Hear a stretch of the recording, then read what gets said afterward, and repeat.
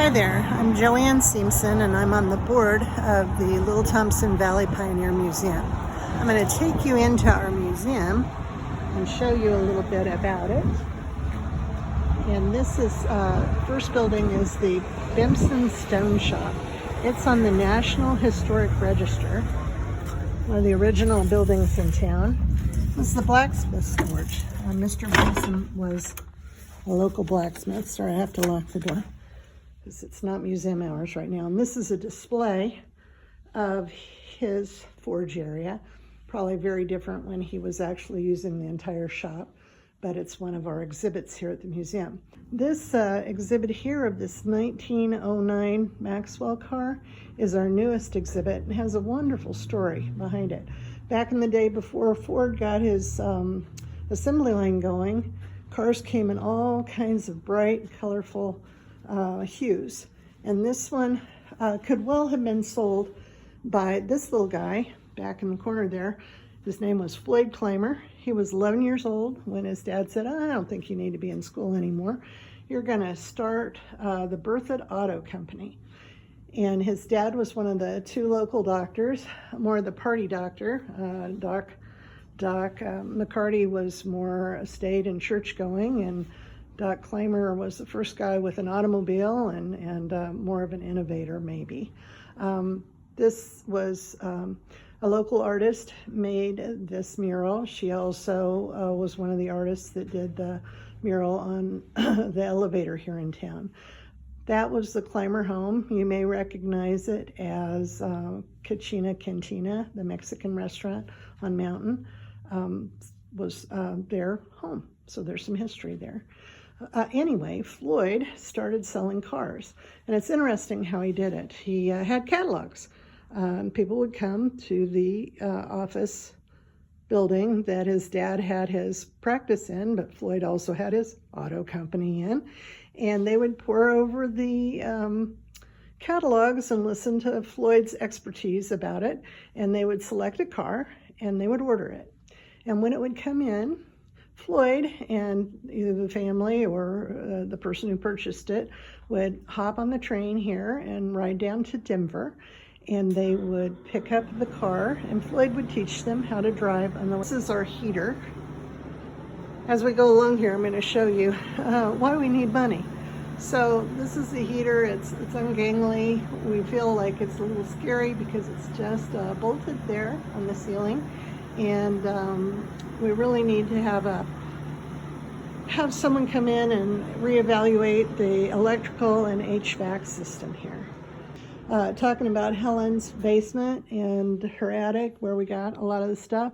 Her dad and Forsman had the drugstore and soda fountain in town, and this is some of their original materials from that pharmacy.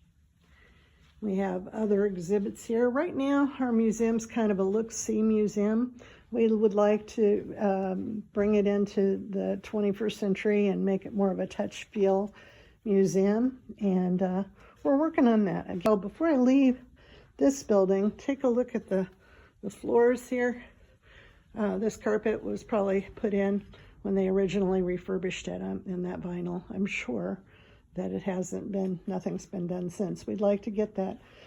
I'm not sure exactly what it's called. It's the engineered hardwood that would look like an old plank floor, but would be a lot more durable. Look at the wiring here. It's all jerry-rigged.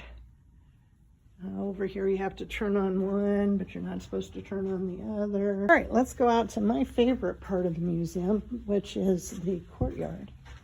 The old school bell.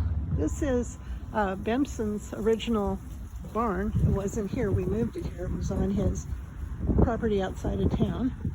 And if anybody wants to come help me and other volunteers clean out this barn, that's a fall project for sure. This is the stage where we hold our summer concert series on. We had 5 concerts this past summer. I think we'll probably do 4 next summer, but the whole courtyard's full of chairs. And this is such an interesting building. This is the mining cabin.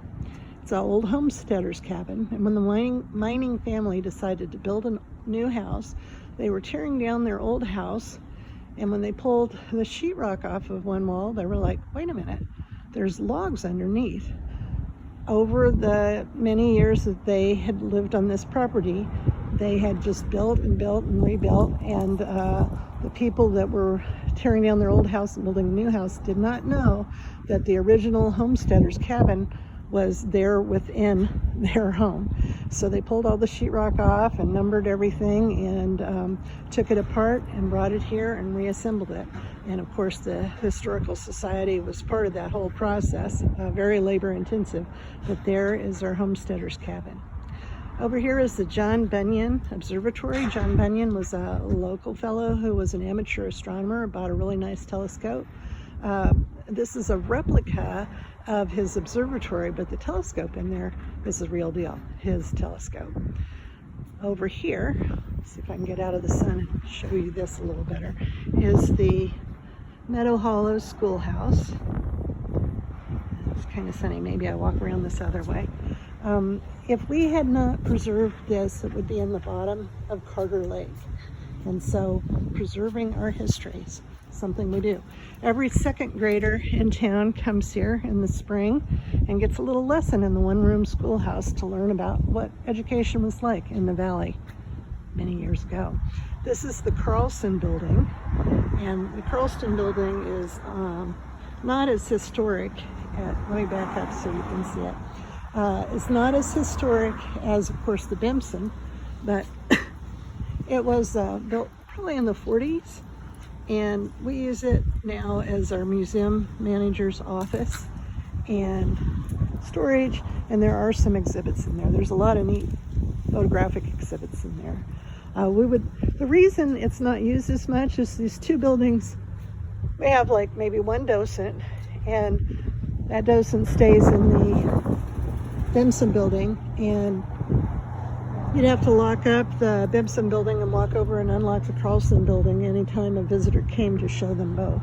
So we need to figure out, we're thinking we could make this back into a door and put a door in the middle here and have line of sight so people could just wander and keep the front of the Carlson building locked. Anyway, we have plans. Neat old historic windmill, absolutely needs some restoration and work to, that's our next project, to make sure that that's stable and safe for everybody. But we are part of the community, and we do work with the community. We were part of the Chocolate Walk. We were part of Oktoberfest. We participate in Bertha Days. Whitney over at City Star hosts Flapjack Day, which is a historic event in our community, and proceeds go to the museum. So we really thank her for that. That's lovely. But anyway, we have lots of needs, and we do serve a purpose within this community, and we have tried to stay vibrant and part of things, and we do struggle to